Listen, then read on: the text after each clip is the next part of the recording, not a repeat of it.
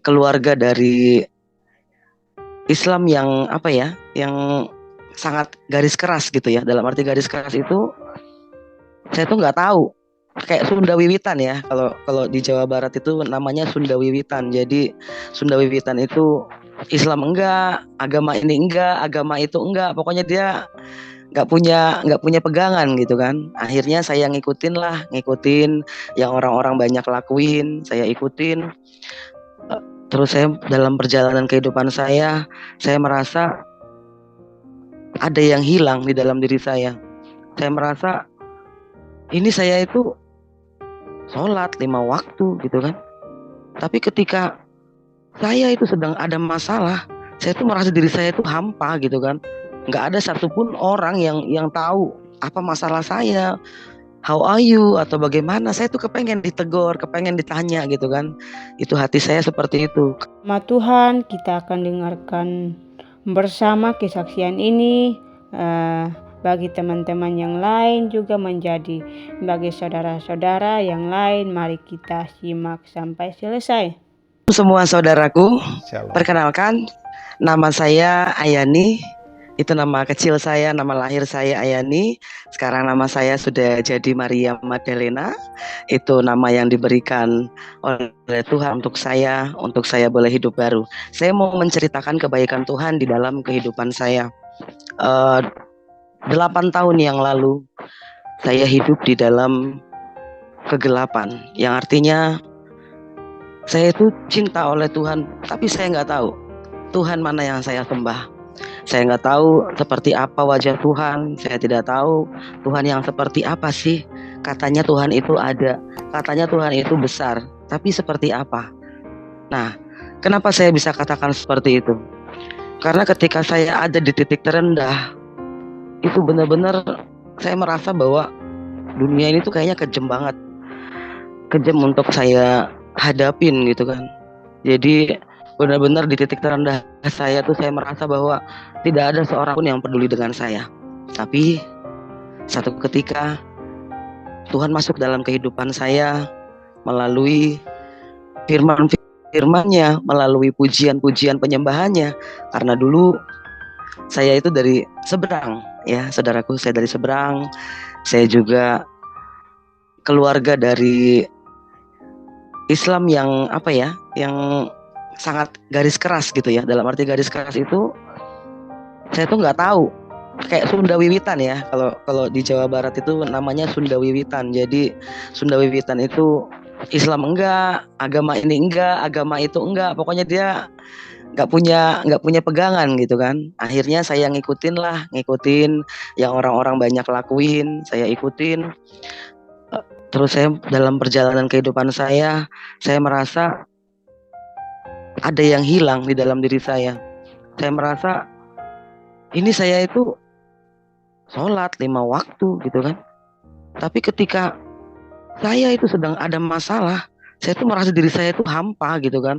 Nggak ada satupun orang yang tahu apa masalah saya, how are you atau bagaimana. Saya tuh kepengen ditegur, kepengen ditanya gitu kan. Itu hati saya seperti itu. Kacau banget hidup saya itu. Dari yang dulu hidup saya itu penuh dengan kegelapan, hidup saya itu nggak ngerti arah. Terus saya mulai masuk ke pondok, saya mulai masuk sekolah agama, saya mulai masuk di pesantren-pesantren kilat gitu kan di kampung saya. Tapi percayalah, saya mengalami yang tidak orang lain alami. Mungkin saya melihat orang lain kalau mereka mondok gitu kan, anaknya pulang dengan baik-baik saja segala macam. Tapi yang saya alamin tuh, saya tuh perasaan saya tuh hampa, saya tuh nggak menemukan apa-apa gitu kan. Padahal saya sudah menghabiskan banyak waktu di sana gitu kan. Tapi saya tidak menemukan apa-apa. Itulah kehidupan saya.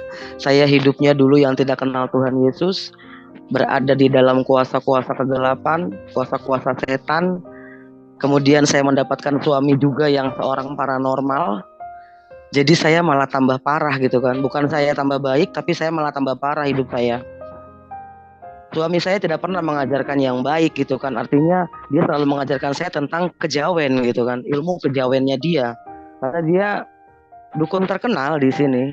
Waktu itu dia dukun terkenal. Tapi puji Tuhan, setelah perjalanan waktu, Tuhan sudah lawat dia, Tuhan sudah angkat dia, dan sekarang kami sama-sama melayani. Saudaraku, setelah bertobat, saya pelayanan. Saya tuh belum sadar ya, waktu di kolam baptis waktu itu, waktu saya dibaptis, saya tuh ngomong kayak gini, Tuhan, aku nggak mau jadi orang Kristen. Karena apa? Karena kalau orang Kristen itu kalau ibadah itu hanya 1 minggu sekali. Nah, aku nggak mau kayak gitu karena aku sudah biasa sholat 5 waktu gitu kan. Terus sekarang aku suruh hanya 1 kali saja dalam 1 minggu. Aku nggak mau, Tuhan. Jadi di kolam baptisan itu aku bicara seperti itu. Mungkin sepertinya saya tuh sedang menguji Tuhan ya. Kalau sekarang baru tahunya seperti itu. Kamu waktu itu menguji Tuhan. Jadi saya bilang, Tuhan, aku nggak mau seperti ini. Aku mau jadi orang Kristen yang bukan biasa aja. Karena ibu rohani saya, Ibu Anatalina waktu itu bilang bahwa Mbak Ayani selamat, sekarang kamu sudah masuk dalam kerajaan Allah. Jadilah orang Kristen yang bukan orang Kristen yang biasa-biasa aja. Ya saya sih, iya amin, amin. Saya masih sekarang sampai bingung, kok bisa sih bilang kayak gini Ibu gitu kan. Ternyata waktu saat saya sudah bertobat, mengalami pertobatan, dan saya mengalami restorasi dalam hidup saya mengalami hidup. Tadinya saya tiap hari mintanya mati, tapi ketika saya sudah mengenal Tuhan, Tuhan jamah hidup saya. Tuhan berikan saya hidup yang baru. Ketika saya berjumpa dengan orang yang sakit, Tuhan berkati saya dengan pengurapan. Orang yang dijamah sakit dengan tangan saya, Tuhan melawat saya melalui orang itu. Melalui saya orang itu sembuh. Apapun sakitnya. Beberapa kali Tuhan itu pakai hidup aku, memberikan aku tugas. Kadang-kadang tugasnya itu melalui mimpi, saudaraku. Melalui mimpi yang saya benar-benar kalau saya cerita sama orang, mungkin saya dibilang gila. Jadi saya pernah sering bermimpi. Malam saya lagi tidur, lepas doa, saya bermimpi mau mendapatkan seseorang. Orang itu laki-laki, orang itu sudah sakit lama, orang itu sudah nggak berdaya di kasurnya. Nah, kemudian saya langsung keluar dari kamar. Tapi ketika saya teriak itu nggak ada satupun yang mengerti ada apa di dalam gitu kan. Kenapa Bu? Kenapa gitu? Kamu kenapa? Enggak, aku mau dapat tugas dari Tuhan. Tugas apa? Ya, aku mau mendoakan orang lain karena ada seorang laki-laki, orang itu sudah sakit, sudah terkapar. Tolong, saya tidak tahu rumahnya di mana. Tolong, ini motor saya doakan supaya motor ini dinyampein ke tempat orang yang sakit itu. Kemudian saya pegang motor itu, motor anak rohani saya pegang, saya berdoa. Dalam nama Yesus, motor ini akan dijamah oleh Tuhan, dibawa oleh Tuhan untuk ke tempat di mana orang itu berada. 2 hari kemudian, orang itu datang, anak rohani saya datang, kemudian dia bilang, Mami, kan panggil saya Mami, Mami, aku ketemu sama orangnya, dan itu benar apa omongan Mami, ayo sekarang, mana, ayo siap-siap gitu. Udah siap-siap, berangkat, saya berangkat, nyampe ke rumahnya, terus saya lihat, kalau bapak ini nggak sakit, ibu ini juga nggak sakit, tapi saya memang sudah tahu bahwa orang itu ada di dalam. Terus saya langsung bilang, Shalom ibu, gitu kan. Saya bilang, Shalom ibu. Iya Shalom, ada apa? Perkenalkan, nama saya Maria. Saya dapat mimpi seperti ini. Bolehkah saya masuk ke kamar Bu? Karena di dalam ada orang yang sedang sakit, yang sudah lama sakit. Dan benar-benar Tuhan berkenan atas orang tersebut. Kemudian saya masuk ke kamar, dia juga kaget, ini siapa gitu kan, orang ini siapa gitu kan, dari mana gitu kan, kenal juga enggak gitu kan. Tapi saya nggak tahu, saya disuruh Tuhan untuk ke sini. Tidak ada yang menyuruh saya, tidak ada yang ngojok-ngojokin saya ke sini, saya disuruh ke sini. Tolong Ibu, saya mau berdoa. Karena apa? Karena sudah hampir banyak puluhan orang dari paranormal dari ujung sampai ujung datang untuk mendoakan anak tersebut. Saya bilang, Pak, anak ini sakit, ada jalannya Tuhan, anak ini sakit. Karena dari sakitnya anak ini, itulah yang akan membawa Bapak kepada Tuhan. Ternyata bapaknya punya ilmu sastra jendra, bapaknya punya ilmu kejawen, dan beliau melihat saya, ketika beliau melihat saya, dia sudah hanya senyum-senyum saja. Anak Bapak sakit hanya untuk kemuliaan Tuhan, Bapak dipilih oleh Tuhan, Bapak boleh bertobat. bolehkah saya masuk ke dalam? Saya masuk ke dalam, tanpa pikir panjang lagi saya langsung sujud di kaki anaknya itu. Saya bilang, Tuhan, Engkau sangat berkenan atas orang ini. Tuhan, aku tidak minta mujizat, berikanlah kesembuhan untuk orang ini. Dan apa yang terjadi? Malam besoknya udah masuk ICU, langsung menghembuskan nafas terakhir. Ada satu hamba Tuhan juga yang bilang sama saya mau tarik jiwanya. Pak, saya punya rambu-rambu kalau berdoa. Bukan hanya Bapak aja yang punya hikmat. Tolong dengarkan saya. Saya punya rambu-rambu ketika saya mendoakan orang itu sudah sampai menangis. Saya sudah sampai menangis orang itu. Itu tandanya orang itu mau pulang. Tapi saya nggak mau ngeduluin Tuhan, Pak. Doa yang terbaik, saya tidak berani minta mujizat dan saya sudah nyerah. Jadi ketika saya masuk dalam doa, kalau saya sudah menyerah, saudaraku, itu tandanya saya nggak boleh melewatin maunya Tuhan, gitu kan.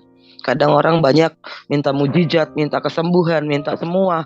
Kita maksa-maksa Tuhan, padahal sudah waktunya orang itu kembali. Tapi kita bagaimana di sini yang suka bertemu dengan pendoa, ya kita bolehlah melihat semua itu dengan kasat mata kita. Walaupun kita tidak lihat kasat mata, ya sudah, kita berdoa saja. Yang penting kita lakukan bagian kita. Itu satu doa yang benar-benar saya jalanin, tugas dari Tuhan yang sangat luar biasa, yang aku merasa bahwa ini apa ya? Ini panggilan saya atau bagaimana? Nah, udah, orang itu meninggal. Kemudian apa yang terjadi? Ya. Oh ya. Oke, Pak. Iya.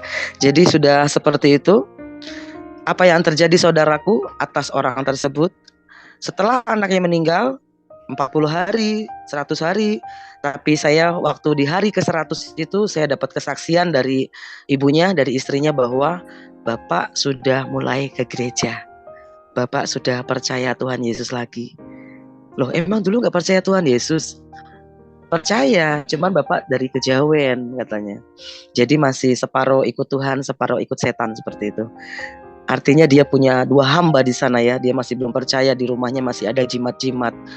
Terus saya dengan suami ketika mendatangi ke rumahnya, suami saya udah langsung bilang, di rumah ini ada beberapa jimat, tolong dikumpulkan, tolong dibuang, jangan pakai jimat lagi. Maaf Pak, itu kan suami saya Pak Eko namanya. Maaf Pak Eko, Bu Maria, tapi itu air suci, bukan air suci, itu bukan air suci, entah itu apa, kayak buntelan putih gitu kan. Tapi setidaknya saya mau bertanya, itu lebih besar dari Tuhan atau enggak? Kalau itu lebih besar dari Tuhan, ya berarti ada yang salah, saya gitu. Tapi bolehkah, berkenankah untuk dibuang? Nah, itu cuma hanya sebuah tanah, saya gitu. Kita tidak usah lagi pakai hal seperti itu. Saya juga dulu dari istilahnya kegelapan ya, dari spiritual gitu kan, sudah nggak mau lagi dengar yang seperti itu gitu kan. Tapi ada beberapa teman-teman saya juga yang mengatakan bahwa orang tersebut kena santet segala macam. Nah, ini yang harus dikasih tahu bahwa tidak semua orang sakit itu kena santet gitu kan. Jadi percayalah bahwa ini memang sudah jalannya Tuhan lah untuk orang ini pulang gitu kan.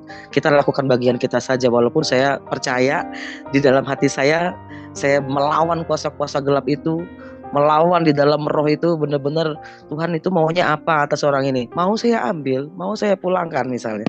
Jadi tapi kuasa gelap bilang ini milikku gitu kan. Jadi kayak rebut-rebutan gitu kan. Makanya saudaraku, banyak orang yang sakit tahun-tahunan, puluhan tahun sakitnya, tidak sembuh-sembuh. Karena apa? Karena masih ada yang belum beres di dalam hatinya, di dalam pikirannya, di dalam jiwanya. Ada yang mencengkram roh di dalamnya itu, ada yang mencengkram gitu kan.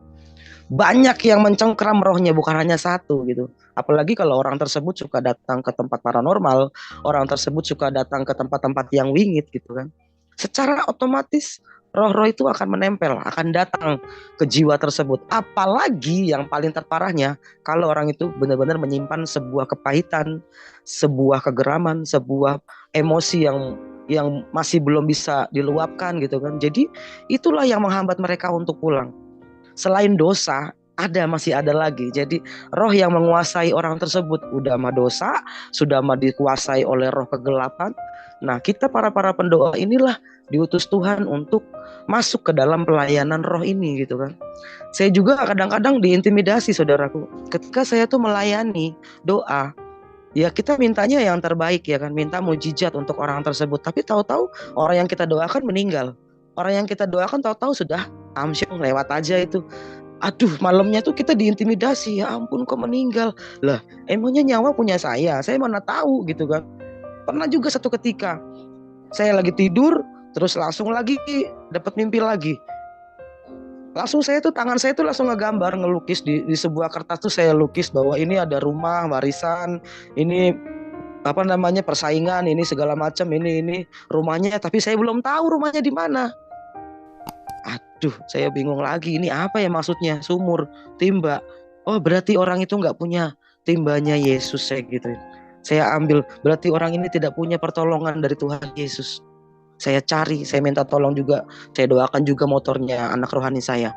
Dalam nama Yesus, motor ini mengantar kamu ke orang yang akan kita layanin. Jadi sepertinya Tuhan tuh sudah memberikan saya tuh schedule, memberikan saya tuh, nih loh, besok kamu ke sana, besok kamu ke sana. Apalagi yang dekat mungkin bisa ya jangkau. Kalau yang jauh-jauh lewatnya pulau, kayak kemarin pulang dari Bali, pulang dari Pangkal Pinang. Lah kalau secara keuangan, secara apa, saya nggak ada yang gaji. Saya hidupnya masih di jalanan kayak gini gitu kan, hanya tinggal dalam satu petak seperti ini. Kita nggak punya pekerjaan tetap gitu kan. Terus tahu-tahu Tuhan kasih kita itu tugas. Suami saya pun lagi mau bertobat seperti itulah. Sekarang kalau Tuhan mau pakai hidupku, aku mau dibilangin mau pergi kemana-mana, terus dari mana perginya, dari mana jalannya. Dan percayalah saudaraku, kalau memang Tuhan yang sudah utus, Tuhan juga yang akan menyertai. Sebentar, saya mau minum dulu.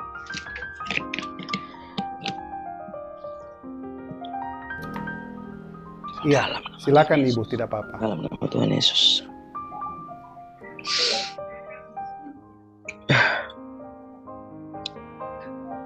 Kuasa gelap itu saudaraku tidak akan pernah diam saja atas orang-orang yang punya panggilan seperti saya.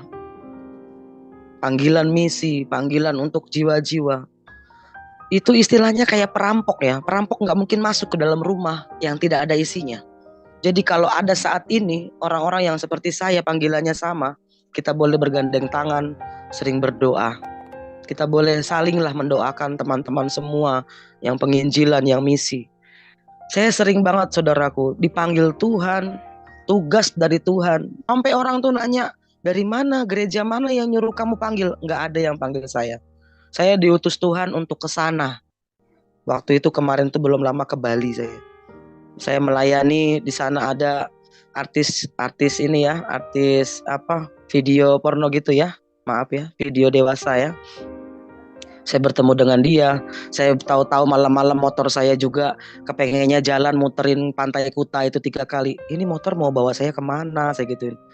Gak taunya ada saya berhenti di satu tempat makan besar di dekat Kuta itu.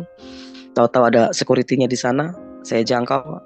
Terus saya ceritakan tentang kebaikan Tuhan, tentang kesaksian diri saya, hidup saya. Apa yang terjadi? Orang itu bertobat. Orang itu menerima Tuhan. Belum hanya sampai di situ aja, lagi tidur juga Tuhan antar lagi jiwa.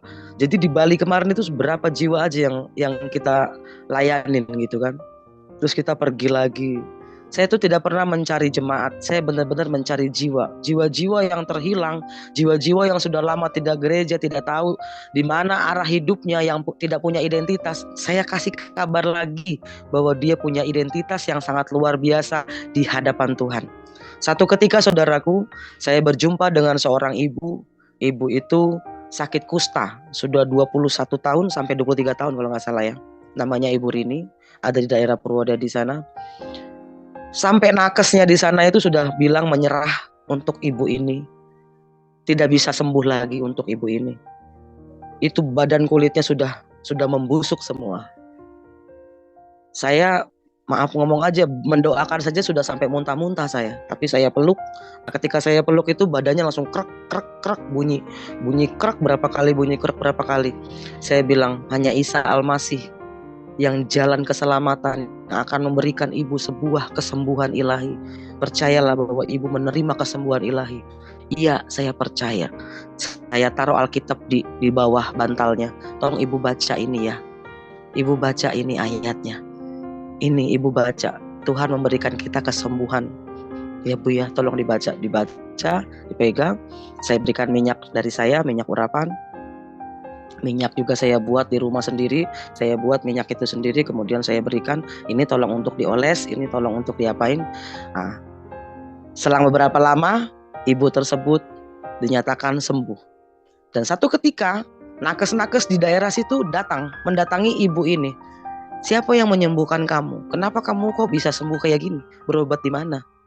Kemudian aku nggak tahu, ada ibu yang namanya Maria, katanya kesini mendoakan saya. Saya nggak perlu lagi berobat, saya sudah sembuh. Sudah saya masukin juga di YouTube saya itu, namanya Ibu Rini. Nah, kemudian kemarin terakhir lagi ada juga yang sakit kusta gara-gara melihat video saya di Miracle Night, Miracle TV ini. Miracle TV melihat video saya yang kesaksian waktu itu, kemudian dia catat nomor WA saya, dia langsung telepon saya, Bu. Assalamualaikum, katanya, ini dengan saya, tolong Bu, bapak saya sakit kusta. Ibu tahu dari mana kalau bapak ibu sakit kusta? Kan belum dicek. Iya, sudah sakit kusta. Kemudian saya dikirimin fotonya, sudah busuk-busuk semua, kakinya sudah hitam. Sudah berapa lama? Hampir 8 tahun. Nah, kemudian saya buatkan minyaknya. Saya buatkan minyak, terus saya doakan. Padahal sakitnya sudah bertahun-tahun. Dan ketika obat ini saya kirim ke Palembang, baru 1 malam perjalanan, mungkin baru 8 jam, saudaraku. Apa yang terjadi? Langsung saya dikirimin innalillahi wa inna ilaihi rajiun. Langsung meninggal orang itu. Padahal obatnya yang saya buat belum sampai. Tapi saya percaya Tuhanku berkuasa tanpa batas. Tuhanku bekerja melalui doa-doa yang kita naikkan. Aku hanya jembatan. Aku bisa mendoakan orang-orang. Aku nggak tahu siapa-siapa. Aku nggak bisa apa-apa. Aku bukan siapa-siapa Tuhan, tapi Engkau berkuasa atas orang tersebut. Akhirnya apa, saudaraku? Orang itu melihatlah video-video saya. Kayaknya ibu ini dulunya mantan Muslim ya Bu. Kok ibu kok bisa jadi orang Kristen? Gimana ceritanya? Saya kirimin itu lagi video dari Miracle TV yang sangat memberkati saya luar biasa, dari kesaksian yang pernah saya kesaksian di sini kan. Nah, jadi satu kampung itu mereka pada nonton katanya. Jadi difotoin kan. Udah kehapus fotonya. Difotoin, ini kami semua pada nonton ibu katanya. Semua di sini pada nonton ibu, kami semua di kampung katanya. Dan kami berterima kasih. Jadi ini minyaknya yang dari ibu mau diapain? Ya sudah, dibagi-bagi saja di sana. Ada yang sakit-sakit dikasih saja, saya gituin. Puji Tuhan, malah saya dianggap saudara sama orang tersebut. Ibu main ke sini ya Bu. Walaupun bapak kami sudah meninggal, tapi nggak apa-apa, ibu jadi saudara kami. Itu lucu lagi seperti itu. Dan masih banyak lagi pelayanan yang sangat saya alami, yang di luar akal pikiran saya gitu kan. Kok bisa seperti ini gitu kan. Yang ibu kemarin aja, yang waktu saya mimpi itu berapa tahun yang lalu itu, saya mimpi ibu itu, saya bilang itu di sana ada Ibu Suri. Saya bilangnya orang itu Ibu Suri. Kenapa? Karena ibu itu kayak dicengkrem, rambutnya panjang, dicengkrem dan duduk di atas kursi roda gitu kan. Duduk di atas kursi roda, di belakangnya itu sudah kuasa gelapnya banyak yang menyelimuti orang ini. Itu saya lukis. Lukisannya masih ada, tadi saya juga sudah kirim Pak Franky itu. Udah saya lukis, nggak ngerti tulisannya kayak apa kan. Saya tulis di situ. Ini seperti ini. Tapi apa saudaraku terjadi? Saya ditolak. Karena memang ini menyangkutnya ke selatan ya. Menyangkutnya ke selatan. Dia punya perjanjian ke pantai selatan. Jadi saya tidak berani untuk ikut campur. Kalau memang saya sudah ditolak, ya sudah. Kan firman Tuhan berkata, kalau kau ditolak kau harus kebaskan kakimu. Jadi hari itu saya ditolak. Tapi tidak berhenti sampai di situ. Doa-doa yang kami naikkan, doa-doa yang kami panjatkan, saya rasa sampai kepada beliau, sampai kepada ibu tersebut. Dan sampai saat ini pun orang itu belum bisa dikunjungin, belum bisa apa. Apa yang terjadi saudaraku? Saya melihat itu benar-benar dia di atas balkon. Ibu itu di atas balkon, duduk di kursi roda. Di belakangnya sudah ada kuasa-kuasa gelap yang melindungi dia katanya ya. Dan saya lihat, saya tuh nggak percaya. Karena saya memang bukan orang yang bisa melihat setan gitu ya. Saya nggak tahu ini karunia atau bagaimana, saya nggak ngerti. Jadi saya masuk, saya intip itu tempat itu, ternyata benar saudaraku, ada kursi rodanya di situ. Dan memang itu rumah lantai 2, ada balkon di atas. Dan ternyata itu adalah sebuah kontrakan yang nggak laku-laku kontrakannya, sepi kontrakannya. Dan ada hanya satu ibu itu di dalam. Kata saya, kenapa kami tidak boleh mendoakan? Why, ada apa? Kok kami tidak boleh mendoakan dia? Dan ternyata setelah kami berdoa, ditelusur, itu saya berdoa saudaraku, badan saya itu kayak keluar kaca, serpihan kaca ya. Jadi saya tuh kayak menembus dinding, saya tuh kayak keluar serpihan kaca sampai berdarah tangan saya. Itu ketika kami berdoa di situ, sudah berdoa, saya percaya Tuhan, apapun yang terjadi, orang itu sudah Engkau lawat, orang itu sudah Engkau urapi, walaupun saya tidak bisa sampai ke sana, saya gitu. Dan saya belum tahu juga kabar terakhirnya sekarang bagaimana atas ibu tersebut, tapi percaya ibu itu sebenarnya memang istilahnya secara lahir sudah tidak kuat lagi, kayak pohon pisang dikasih sandaran gitu kan. Nah seperti itu sih gambarannya untuk ibu tersebut. Tapi saya tetap selalu berdoa ketika melewati rumahnya, biarlah ibu itu dijamah oleh Tuhan. Saya tidak merasa bahwa ada yang sia-sia dari pelayanan saya. Itu ada lagi, itu seorang dukun, saudaraku. Saya pernah menjangkau jiwa seorang dukun terkenal di sini. Saya tidak bisa sebutkan namanya. Saya menjangkau beliau sampai saya tuh dibakarin menyan, saya dibakarin dupa, saya dikasih minyak, kemudian dia mendoakan saya. Siapa yang bisa mendoakan saya? Orangnya mencelat katanya.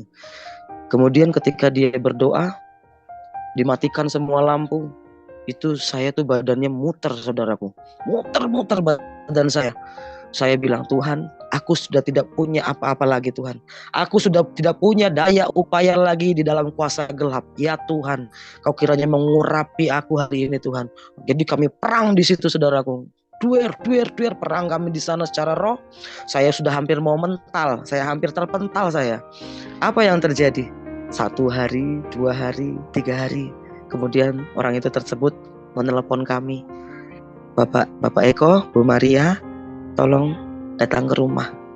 Semenjak kedatangan ibu dan bapak, saya tidak damai sejahtera. Tolong saya. Sampai 3 kali dia bilang, dan selamatkan keluarga saya. Bukan hanya orang tersebut, tapi satu keluarga itu benar-benar minta supaya dilayanin baptisan, dilayanin doa sama kita semua. Apa yang terjadi? 1 tahun saya megang, istilahnya saya ajak, kan udah kayak robot. Secara lahir itu dia sebenarnya udah harus kembali sama Tuhan, tapi karena di dalamnya ada kuasa gelapnya, dia masih bisa jalan walaupun sudah kayak robot saudaraku. Saya tetap bopong dia bawa gereja. Tiap lagi bawa lagi gereja. Entah apa yang terjadi, saya bawa gereja. Satu ketika malam-malam saya bangun lagi, saya doa lagi. Habis saya doa, saya bangun, Tuhan minta saya ke rumah sakit. Ada rumah sakit Islam namanya di sini, rumah sakit situ. Ada apa nggak tahu, coba dilihat dulu WA. Ternyata benar. Orang tersebut masuk rumah sakit dan rumah sakitnya di situ. Terus saya masuk, saya datang, ibu tahu dari mana kalau bapak sakit? Ya baunya udah nyampe sini, saya gitu pura-pura ketawa gitu ya. Tapi saya percaya tahu ini Tuhan ini mau ngutus saya nih, si bapak udah mau pulang, mungkin sudah wayanya pulang. Loh kayak Tuhan aja ibu itu. Bu, saya juga bu, kalau doa tuh minta sama Tuhan tuh bu. Bukannya saya tuh Tuhan, saya mah gak bisa apa-apa. Bu, tolong bu bilangin bapak, kalau masih banyak jimat-jimat di rumahnya tolong dibuangin. Jangan simpan-simpan itu bu, tolong dibuang. Wah berantem. Anak-anaknya gak ada yang terima ketika saya bilang begitu. Karena suami saya kan tahu gitu kan. Dia dulu mantan dukun gitu kan, tahu rumah itu ada jimatnya atau enggak gitu kan. Tuhan tetap diliatin gitu kan. Enggak ada, pokoknya enggak ada apa-apa di tempat ini. Padahal saudaraku, ketika bilang enggak ada, coba dicari dulu, nanti ketemu. Udah satu-satu nyebar tuh dia keluarganya. Ada yang nemuin keris, ada yang nemuin barang-barang itulah pokoknya kita dapat. Udah ada 1 koper kita dapat, masih kurang lagi di kamar dibuka. Di kamar itu isinya semua keris-keris saudaraku. Aduh, gimana ini kata saya. Pantesan aja nih orang udah bener-bener udah bukan bukan dia lagi, dia ini udah gitu. Walaupun dia udah terima Tuhan, tapi dia itu lagi pembersihan gitu, saudaraku. Nggak bisa cuma nanya terima Tuhan terus udah gitu masuk surga. Enggak, kita juga harus ngebersihin diri kita gitu kan. Lambat laun, pelepasan, doa pelepasan, dilepaskan kuasa-kuasa gelapnya, apa yang masih ada, yang masih menempel dibuang. Nggak bisa cuma satu kali didoain. Saya megang orang tersebut 1 tahun, saya layanin 1 tahun, ayo saya bopong ke gereja gitu kan. Akhirnya malam hari itu memang benar Bapak udah mau pulang, langsung meninggal di pangkuan saya. Bu, saya pulang langsung. Terima kasih Tuhan, Engkau sudah membersihkan orang tersebut, sudah bertobat, sudah bersih, pulang ke rumah Bapak dengan keadaan bersih. Itu satu kesaksian yang sangat luar biasa yang saya alamin gitu kan. Jadi ibu-ibu, bapak-bapak, siapapun yang melihat video ini, kalau memang kita melihat ada saudara kita, ada tetangga kita, ada orang yang kita kenal sakit sudah lama, kalau memang kita mau dilayanin, karena orang itu mungkin bukan dia lagi gitu kan, di dalamnya tuh bukan dia lagi gitu. Mungkin ada sesuatu hal yang di dalam hatinya yang belum beres gitu, yang belum beres. Kalau kau belum bereskan, pulang harus dalam keadaan suci. Gitu kan, kita pulang harus dalam keadaan suci, enggak cuma nanya terima Tuhan Yesus saja, kita harus dalam keadaan bersih, suci, udah gitu bertobat gitu kan, ada pertobatan gitu, kita menerima Tuhan dan juru selamat kita itu. Jadi bukan dari setan, nanti kalau ada yang lihat itu besok ada mbah-mbah di sana, jangan. Jadi kita kasih di telinganya tuh kita omongin, nanti kalau lihat mbah-mbah itu jangan ya, tapi kalau ada Tuhan Yesus datang menjemput baru bilang iya aku mau ikut Tuhan. Kadang-kadang seperti itu, gitu kan. Ya, orang meninggal kan kelakuannya seperti itu, gitu. Apa? Lihat siapa? Itu orang hitam gitu. Padahal nggak ada yang seperti itu, saudaraku. Memang kalau Tuhan sudah mau misalkan mau ambil, hanya Tuhan yang ambil kita gitu kan. Dia berupa sinar kemuliaan saja, tidak pakai yang rambutnya panjang, yang bajunya hitam, nggak ada. Makanya kadang-kadang suka orang ngelihat, punya penglihatan yang dilihatin setan-setan, ya tolonglah. Kalau menurut saya bertobatlah sekarang. Jadi nggak usah nakut-nakutin orang yang kita layanin. Itu kena santet, itu ada setannya, itu ada gininya, nggak usah. Cukup hanya di dalam hati kita saja. Karena itu adalah melanggar kode etik ya. Melanggar kode etik, akhirnya orang ini bukannya sembuh, malah terintimidasi oleh kita. Saya aja yang tadinya hidupnya berantakan, hidup saya yang tadinya kelam, hidup saya yang taunya kuasa-kuasa gelap. Ketika sekarang udah percaya Tuhan Yesus, kalau ada orang ngomong tentang penglihatan, tentang setan, tentang apa, saya langsung bilang, ayolah kita ceritakan kemuliaan Tuhan saja, daripada kita menceritakan si setan itu. Saya aja sudah lepas, kenapa Bapak enggak? Nah seperti itu saudaraku. Jadi itulah sedikit pelayanan saya. Yang terakhir kemarin saya ke Pangkal Pinang. Ke Pangkal Pinang saya berdoa, malam-malam saya berdoa atas orang tersebut. Saya melihat memang itu seperti kayak nyawanya itu sudah di luar separuh, di dalam separuh gitu kan. Saya bilang sama anak-anaknya, tolong panggil semua anak cucunya, saudaranya semua, tolong minta maaf sama orang ini. Tolong saling ada tukar maaf gitu kan. Loh emang kenapa Mami? Gak apa-apa, udah gak apa-apa. Tapi saya sudah tahu di dalam diri saya bahwa oh Tuhan mau panggil toh. Ya sudah, memang harus dibersihkan. Terus saya langsung berangkat, saya nggak tahu bagaimana cerita Tuhan, ada aja jalan Tuhan untuk saya boleh melayani orang tersebut, saudaraku. Mobil itu biasanya yang 12 jam saya naik, malam itu 8 jam naik, jam 4 pagi saya sudah di bandara, sudah sampai di bandara jam 8 pagi, nah pemberangkatan jam 11, nah jam 11 itulah, pemberangkatan jam 9 itulah orang tersebut menghembuskan nafas terakhirnya. Kira-kira saya bersalah nggak? Kok nggak saya pegang, orang itu udah meninggal? Nggak ada yang salah. Tidak ada yang salah dengan pelayanan apapun yang kita lakukan gitu kan. Saya sudah lakukan bagian saya gitu kan. Kalau saya sampai ke sana orang itu meninggal, ya baguslah, puji Tuhan gitu kan. Bagus, puji Tuhan, sudah bersih, kita sudah lakukan bagian kita, berdoa. Yang penting berdoanya dan yang penting pelayanan penghiburannya. Tapi saudaraku nggak terima sampai di situ. Setelah saya pulang, intimidasi itu datang. Serangan-serangan itu datang kepada saya. Kaki saya sempat bolong, sakit, nggak sembuh-sembuh, udah hampir 2-3 bulanan. Bibir saya juga sakit waktu itu di sini, sakit ya di sini, luka di sini. Kemudian ketika saya sendiri saya mau berdoa, itu benar-benar suara, ya toh. Mana jiwa-jiwa yang kamu layanin, mana? Kemana mereka? Kamu kalah itu katanya. Kamu cuma jangkau jiwa aja, tapi jiwanya nggak ada. Mana? Kamu kan nggak punya gereja, kamu pendeta tapi kamu nggak punya gereja. Saya diintimidasi, saudaraku. Kemudian saya nangis di situ. Saya nangis, kata saya, loh, kenapa saya harus bertanggung jawab atas jiwa-jiwa yang sudah saya layanin? Emang saya salah apa? Saya langsung berdoa, dalam nama Tuhan Yesus, kata saya, aku tangking kau, keluar, lepas kau pergi dari tempat ini, aku bilang. Pergi sekarang juga, saat ini juga engkau pergi, kataku. Kau tidak bisa mengintimidasi aku. Aku sudah melakukan bagianku, menjadi hambanya Tuhan, yang diutus oleh Tuhan kemanapun pergi. Aku tidak pernah merugikan siapapun, aku bilang. Aku tidak pernah meminta-minta roti sama orang, aku bilang. Kemanapun Tuhan utus aku, Tuhan mengurapi aku. Kemanapun Tuhan utus aku, Tuhan yang memberikan aku. Untuk aku makan, untuk aku apa, Tuhan memberikan aku bilang. Jadi intimidasi itu benar-benar datang kepada saya itu bertubi-tubi. Emosi saya dibikin, mental ini dibikin benar-benar hampir gila saya kemarin. Karena nggak tahu, pokoknya apa kelemahan saya itu yang akan dihancurkan sama iblis itu. Itu yang akan diambil celahnya. Maka hati-hati. Orang yang dipakai Tuhan, dia juga bisa dipakai setan.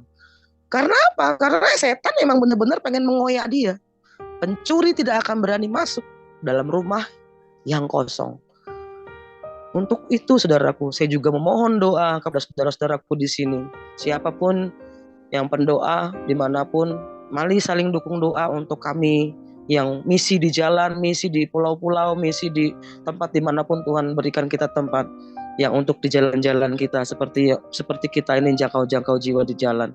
Saya tidak mau lagi peduli dengan omongan orang, peduli dengan intimidasi iblis. Saya sudah tidak lagi. Saya lakukan saja bagian saya. Kalau saya mikir itu, saya sakit, saudaraku. Saya sakit mikir, kok orang yang saya doakan mati toh Tuhan. Kok orang yang saya doakan kok kayak gini, kok bisa begini gitu kan. Jadi intimidasi itu kuat banget gitu loh. Enggak cuman asal habis doain udah selesai, enggak. Apalagi kalau kita sudah lupa kebas-kebas dalam nama Yesus, lupa, udah kita pulang. Udah yang namanya kuasa-kuasa seperti itu gak kelihatan, cuman mungkin hanya di Indonesia aja yang kelihatan pocong, kuntilanak, wewe, gombel gitu kan. Sebenarnya kuasa gelap itu udah benar-benar meliputi kita, itu gak kelihatan seperti apa wujudnya, saudaraku. Kalau menurut saya seperti itu. Karena saya bukannya orang yang bisa melihat setan gitu. Dan saya tidak mudah percaya dengan hal itu gitu. Walaupun saya ada di dalam dunia roh gitu kan. Tapi entah kenapa Tuhan memilih saya untuk saya boleh melayani jiwa-jiwa yang dalam keadaan sakaratul maut. Kebanyakan orang yang hampir sakaratul maut, orang yang udah sakitnya lama, orang yang benar-benar udah di jalannya, udah nggak tahu di jalannya jalan apa, yang udah nggak kenal Tuhan sama sekali, yang udah melupakan Tuhan benar-benar dalam hidupnya, itu saya akan datang. Makanya saya selalu melihat ada ayat Yesaya 6 ayat 8. Bisa dilihatkan ayatnya, Iya. Pak? Saya bisa Lagi? buka Ibu, Yesaya 6 ayat 8, tetapi hanya bisa keluar di YouTube dan Facebook Ibu, tapi tidak di layar Ibu, nggak apa-apa ya? Iya, nggak Atau apa-apa. saya bantu Itulah, baca Ibu ya? Saya iya, bantu iya baca Bu ya? Bapak, silakan. Sebentar Ibu, saya buka dulu Yesaya 6 ayat 8 Bu ya. Yesaya 6 ayat 8, sebentar Bu ya. Oke, saya sudah ketemu ini. Saya tinggal buka ya.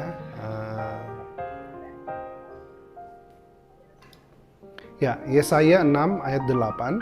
Lalu aku mendengar suara Tuhan berkata, siapakah yang akan kuutus dan siapakah yang mau pergi untuk aku? Maka sahutku, ini aku, utuslah aku. Iya, saudaraku. Ya, betul Ibu? Ya. Iya, itulah ayat yang selalu menjadi rema di dalam diri saya. Saya hidup berdua saja sama suami saya, dan ayat ini benar-benar rema untuk saya bisa dibawa Tuhan kemanapun Tuhan pergi, dibawa Tuhan kemanapun Tuhan mau.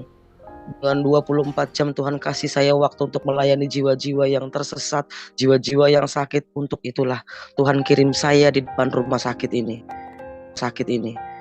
Saya kadang kalau malam suka keliling di sana. Tahu-tahu Tuhan bilang, coba kamu nengok ke bawah. Loh, kok kencingnya merah? Kencingnya sudah merah itu. Terus saya masuk Tahu-tahu udah cadar kan, aduh cadar lagi, takut saya gitu kan. Tapi saya langsung bilang, Bu, boleh saya berdoa? Di dalam hati saya, boleh saya berdoa, Bu? Boleh saya berdoa.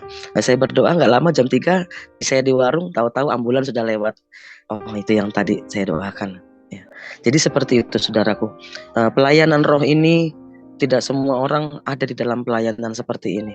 Pelayanan menjangkau jiwa-jiwa di jalan seperti saya, tidak semua orang punya pelayanan ini, karena saya punya moto pelayanan tentang memberi, pelayanan bukan tentang menerima. Saya selalu berikan bahwa memang kalau Tuhan sudah utus kita di dalam Matius 19 ayatnya ke-21 ya Bapak, itu benar-benar 2 kali saya melakukan Matius 19 ayat ke-21. Pak Franky bisa tolong bacakan? Baik, saya buka dulu ya, Matius 19 ayatnya yang ke-21.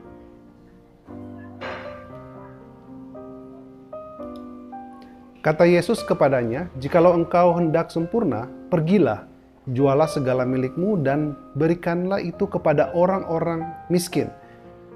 Maka engkau akan beroleh harta di sorga. Kemudian datanglah kemari dan ikutlah aku." Amin.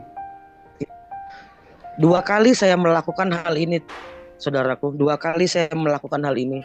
Sampai yang terakhir 3 tahun lalu di tempat ini, itu benar-benar 1 truk barang-barang saya dari semua yang saya punya di situ saya berikan. Udah, saya cuma hanya baju aja. Saya mau pergi ikut cari Tuhan kemanapun Tuhan mau bawa saya mau pergi. Cuma nyisain 1 radio itu hanya untuk mendengarkan pujian itu aja sama baju. Udah. Nah, ketika udah mau berangkat, saudaraku, nggak jadi, saudaraku. Kenapa bisa nggak jadi? Udah, kamu tetap di depan rumah sakit nih. Lah saya nggak punya uang dari mana toh Tuhan sudah di depan rumah sakit, saya gitu. Akhirnya nggak tahu bagaimana cara Tuhan saya bisa di rumah sakit sampai detik ini. Sudah hampir 3 tahun saya di sini di depan rumah sakit ini. Saya stay di sini dari pagi sampai pagi lagi, mau ada orang mau enggak. Pokoknya saya stay di sini di warung ini warungnya Tuhan, kata saya, ini punya Tuhan, ini milik Tuhan. Pokoknya saya pelayanan untuk Tuhan, maju untuk Tuhan, bersama-sama dengan Tuhan, bersama-sama dengan keluarga saya, suami saya.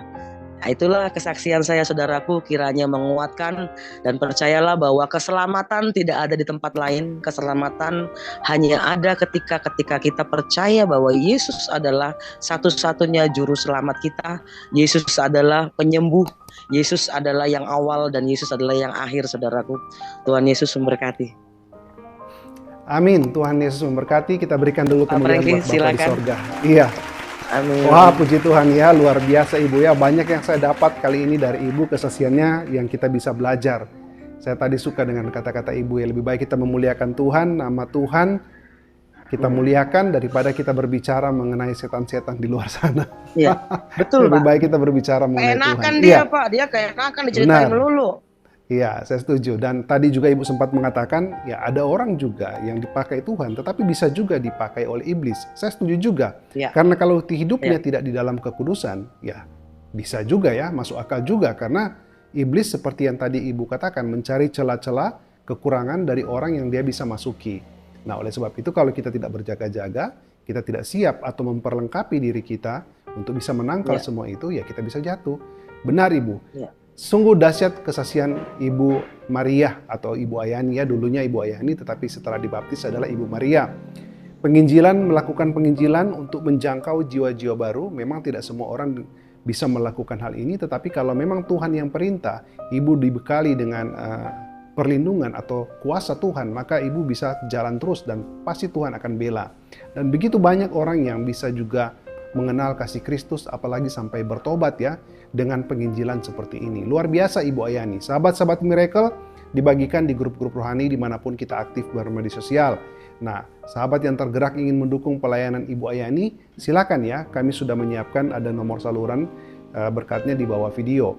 Karena kita tidak semua bisa melakukan hal yang sama seperti Ibu, melakukan peperangan rohani, menjangkau jiwa-jiwa yang belum mengenal Tuhan ya, face to face langsung di medan dalam tanda kutip medan pertempuran, di bagian baris depan untuk menjangkau jiwa-jiwa baru. Nah, itu tidak semua bisa ya kalau tidak dibekali atau tidak diperintah atau tidak disuruh oleh Tuhan. Nah, yang kita bisa lakukan, sahabat Miracle, kalau kita rindu ingin mendukung pelayanan ibu, silakan mendukungnya supaya lebih maksimal. Ibu bisa melakukan penginjilan, melakukan pelayanan dimanapun, karena itu semuanya dibalikan kepada untuk Tuhan, ya, untuk kemuliaan Tuhan.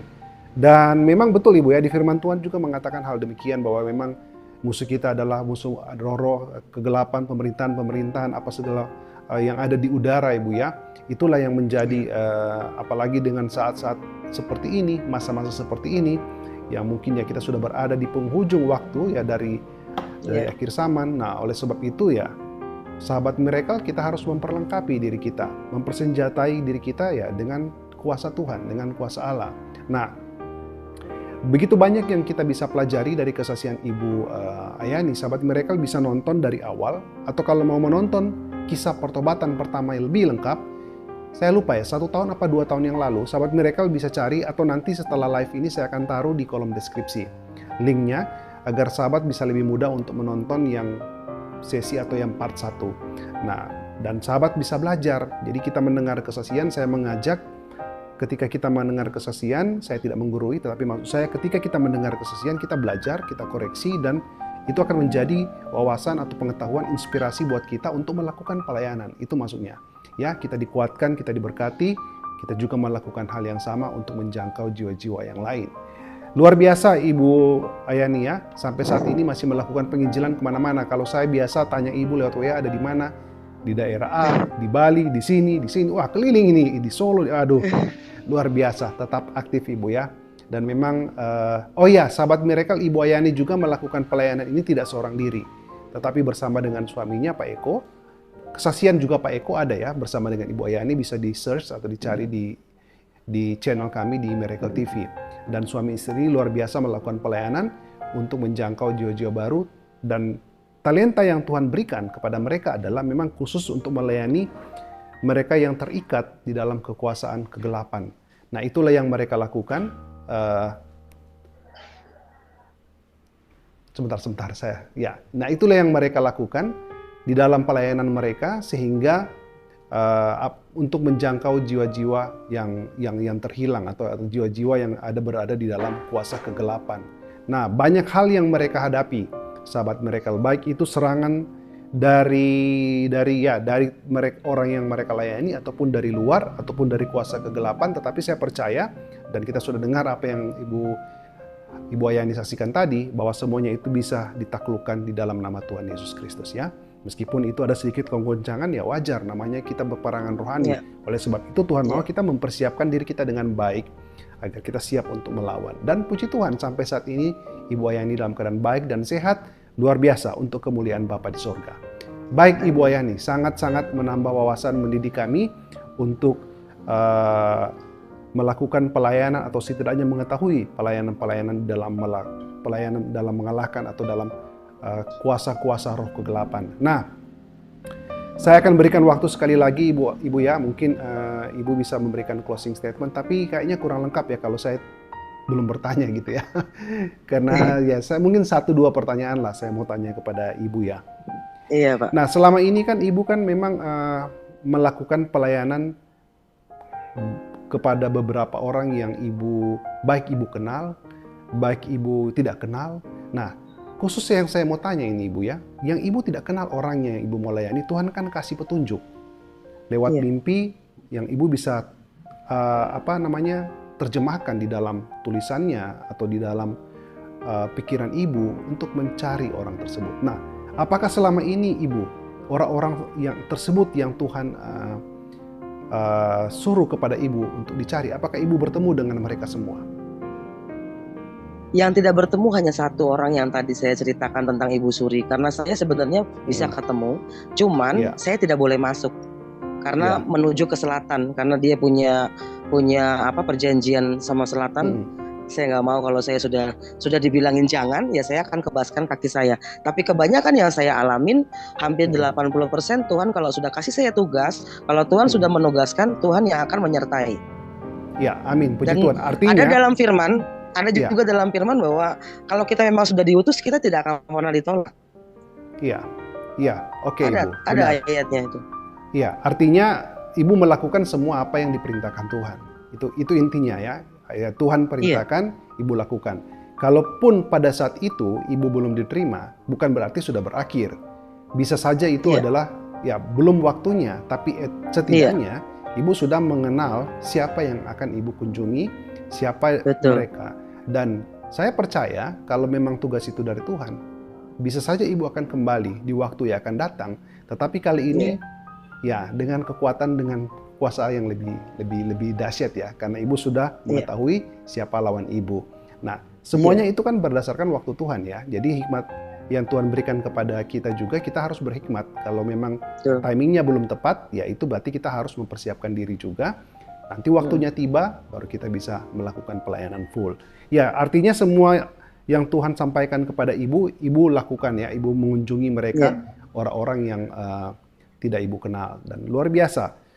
Artinya dari mereka yang ibu kunjungi, ibu ya, kira-kira ini apakah mereka ini bertobat juga ibu? Atau mereka hanya setidaknya mereka sudah sembuh, mereka sudah kembali baik, dan mereka menjalani hidupnya seperti biasa? Atau mereka menerima Tuhan Yesus dan mereka menjadikan juru selamat? Ada 50-50, ada tidak mau, ada mereka cuma cari kesembuhan, karena tidak semua orang mencari keselamatan. Orang kan nggak mau mencari keselamatan karena keselamatan datangnya dari Tuhan kan gitu. Betul. Jadi mereka kadang-kadang melihat kita hanya mau, aku mau didoain itu tuh di TikTok tuh kayak gitu, hampir gila saya Pak. Buka TikTok saya hampir 80.000 tuh followernya. Semua cari saya. Kata saya, waduh, ini lama-lama sesat nih orang cari saya gituin. Tapi ada satu anak Pak. Satu anak menelepon saya bilang, Bu Maria tahu Tuhan seperti apa? Enggak. Seperti itulah Bu Maria juga. Bu Maria dipakai Tuhan, ya ayolah layani kami katanya. Aduh. Lagi tidur aja bisa khotbah Pak. Orang mau dipegang tangannya bisa hamil kan. Orang sudah lama nggak hamil bisa hamil. Nah, saya nggak hamil-hamil. Marah saya sama Tuhan Pak. Loh kok saya nggak hamil-hamil toh Tuhan. Saya doain orang hamil. Di TikTok itu loh orang hamil semua. Tapi ya itulah kuasa Tuhan, pekerjaan Tuhan. Kalau aku punya anak kan nggak mungkin aku bisa menyerahkan tubuhku semua, jiwaku untuk Tuhan gitu kan. Karena betul-betul saya itu menyerahkan semua untuk Tuhan. Saya, suami saya, dipulihkan Tuhan itu berkomitmen untuk melayani Tuhan. Bersama-sama. Full. 24 jam. Luar biasa Ibu Ayani ya, sangat dahsyat. Ya, itu satu komitmen yang Ibu lakukan bisa menjadi contoh ya, teladan bagi kami semua juga. Nah, setidaknya ketika Ibu mengunjungi mereka dan Ibu, tadi pertanyaan saya adalah apakah mereka juga menerima Yesus sebagai juru selamat? Ada yang menerima, ada yang tidak. Tetapi setidaknya mereka sudah mengenal, mereka sudah mengetahui, mereka sudah mendengar. Benar Bu ya? Mereka sudah mendengar, mereka sudah mengenal, dan mereka merasakan. Ada juga yang disembuhkan. Tetapi seperti Ibu katakan, kalau mereka hanya mau butuh sampai di situ, ya itu adalah urusan mereka. Tetapi mungkin mereka tidak butuh keselamatan. Tapi percaya saya percaya bahwa firman Tuhan yang sudah dikeluarkan dari mulut dan sudah diberitakan itu tidak akan sia-sia. Bisa saja itu adalah kesempatan diberikan kepada mereka untuk bertobat. Kalaupun mereka tidak atau tidak peka dengan suara Tuhan itu yang lewat Ibu Ayani sampaikan, kita tidak tahu apa yang akan terjadi, tetapi barangkali ketika mungkin teguran itu datang kembali kepada mereka, disitulah mereka bertobat. Jadi benih-benih yang Ibu sudah sebarkan, saya percaya itu tidak akan sia-sia Ibu ya. Karena saya membawa Yesus kepada mereka. Saya tuh cuma tugasnya bawa Yesus buat mereka. Mereka menerima atau tidak, nggak masalah buat aku. Aku sudah bawa kabar baik. Setuju Ibu. Puji Tuhan, sungguh luar biasa ya. Ada bawalah Yesus, jangan bawa agama. Jangan ada karakter yang mereka bisa lihat dari mujizat yang mereka alami. Ya, banyak juga cerita yang memang kesaksian saya dengar bahkan di luar negeri pun. Kemarin kalau tidak salah minggu lalu seorang ibu bersaksi bahwa ketika dia sembuh dilakukan check up di Malaysia kalau tidak salah ya, dokter di sana malah bertanya, Ibu Kristen ya, gitu ya. Jadi seakan-akan dokter sendiri sudah, wah kalau terjadi mujizat seperti ini, addressnya, alamatnya ke situ gitu ya. Ibu percaya ya Kristen ya gitu ya. Jadi ada satu karakter yang kita bawa gitu. Kalau kita memang benar-benar jadi orang percaya dan kita disembuhkan, dokter juga bingung ya secara medis ini bagaimana membuktikan. Tetapi itulah mujizat yang terjadi. maka mereka bisa langsung berucap kata seperti itu, orang Iya, Kristen ya, atau ya luar biasa. percaya Yesus ya, gitu. Jadi addressnya ke situ. Nah, ini sangat luar Iya, biasa. Jadi banyak orang bersaksi juga untuk kemuliaan Tuhan, dan banyak orang mendengar, walaupun belum semua bisa menerima, tetapi diulang-ulang, diberitakan terus. Tugas kita memang harus melakukan pewartaan itu. Urusan dia iya, terima atau terima belum, ya itu mungkin di luar kendali kita. Itu adalah iya. haknya Tuhan. Kalau Tuhan mau selamatkan pada waktu itu juga, ya oke. Kalau belum, berarti masih dikasih waktu. Tapi luar biasa, Ibu Maria sangat dahsyat ya kesaksian kali ini, dan saya merasa dikuatkan, banyak yang saya bisa dapat juga. Kita tutup saja Ibu ya, Amin. dengan Iya, Pak. doa atau sebentar, mungkin closing statement dulu. Ibu kasih penutupnya sebelum kita tutup dengan Iya, doa. Silakan. iya. Saudaraku yang terkasih dalam Tuhan, terima kasih sudah mendengarkan kesaksian saya. Saya berdoa untuk semua siapapun saudaraku yang sedang sakit saat ini. Tuhan berkati, Tuhan menjamah dengan kesembuhan ilahi. Dan kita menerima semua kesembuhan untuk saudara-saudaraku yang saat ini melihat video ini. Dan yang punya masalah, Tuhan berkati dengan jawaban-jawaban doa. Tuhan memberkati dimanapun kita semuanya berada. Kita bisa berjumpa lagi, kita dikasih umur panjang, dan melakukan pekerjaan yang baik saudaraku. Bukan hanya sekedar jadi orang Kristen saja, tetapi harus menjadi orang Kristen yang bukan orang Kristen yang biasa. Ayo, kita harus kuat semangat di dalam Tuhan. Dimanapun Tuhan tempatkan kita, tidak harus di gereja. Tuhan kasih kita talenta dimanapun kita jadi berkat. Yuk, kita mulai datang-datangi orang-orang miskin, datang-datangi orang-orang sakit, datang-datangi seperti yang Tuhan lakukan. Enggak, kita hanya sibuk dengan diri kita sendiri aja. Mari kita lihat, tengok kiri kanan kita. Apakah mereka sudah baik-baik saja atau belum? Ataukah mereka sudah makan atau belum? Yuk, kita mau lihat mereka. Bawalah kasih itu. Dan biarlah kita semua menjadi Injil terbukanya Tuhan. Bukan hanya sekedar jadi orang Kristen saja. Itu statement dari saya saudaraku. Pelayanan tentang memberi, pelayanan bukan tentang menerima. Tuhan Yesus memberkati. Kesaksian yang luar biasa ini yang sudah kita dengarkan bersama, dan kiranya kita juga menjadi suatu bahan pertimbangan bagi semua orang, namun sehingga kita tetap di dalam Kristus, yang semakin sudah percaya namun tidak berani untuk mengambil keputusan. Baiklah, demikian video, dan kita akan sampai jumpa lagi di video-video berikutnya.